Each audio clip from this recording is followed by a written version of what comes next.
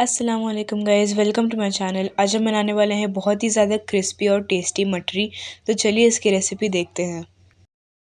सबसे पहले हम एक ले लेंगे बड़ा बर्तन और उसमें ऐड कर देंगे 3 कप मैदा और आधा कप रवा।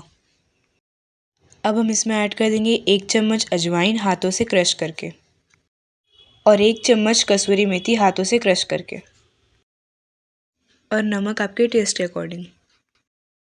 अब हम इसमें ऐड कर देंगे 1 कप तेल। आपको इसे थोड़ा थोड़ा करके ऐड कर लेना है। आपको पहले थोड़ा सा तेल ऐड करना है और इसे अच्छे से मसलना है और फिर कुछ देर बाद वापस से थोड़ा सा तेल ऐड करके इसे अच्छे से मिक्स कर लेना है। आपको इसे हाथ में लेके कुछ इस तरह मसलना है। अब आपको इसे हाथ में लेके कुछ इस तरह करना है। अगर ये अच्छे से बाइंड हो जाता है तो इसका मतलब ये है कि आपको इसमें और तेल ऐड करने की ज़रूरत नहीं है। अब हम इसमें थोड़ा थोड़ा करके आधा कप पानी ऐड कर देंगे और इसका अच्छा सा डो बना लेंगे। डो रेडी हो चुका है। आपको इसे ज़्यादा हार्ड भी नहीं गूंदना है और ज़्यादा सॉफ्ट भी नहीं गूंदना है।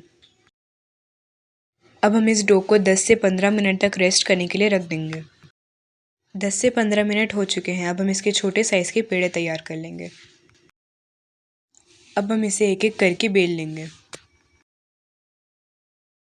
आप अपने हिसाब से छोटा या बड़ा बेल सकते हैं।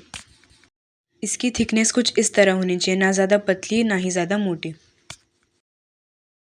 आप देख सकते हैं हमारी सारी मठरियाँ बिल के रेडी हो चुकी हैं। अब हम इसे फोक की मदद से प्रिक कर लेंगे।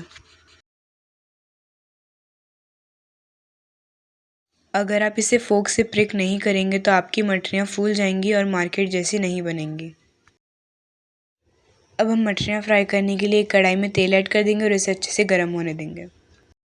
जब तेल अच्छे से गर्म हो जाए तो हम इसमें सारी मठरियाँ ऐड कर देंगे और इसे लो फ्लेम पे अच्छे से फ्राई कर लेंगे।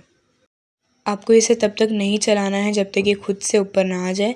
एक बार जब ये खुद से ऊपर आ जाए तब आप इसे हल्के हाथ से चला सकते हैं और इसकी साइड चेंज कर सकते हैं।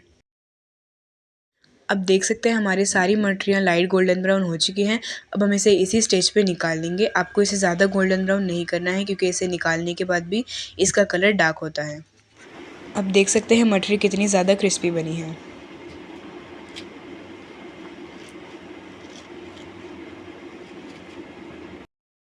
क्रिस्पी मठरी रेडी है। आई होप आपको रेसिपी बहुत ही ज़्यादा अच्छी लगी होगी। अगर आपको रेसिपी अच्छी लगी हो तो अपने फ्रेंड्स और फैमिली मेम्बर्स के साथ भी इसे ज़रूर शेयर कीजिएगा।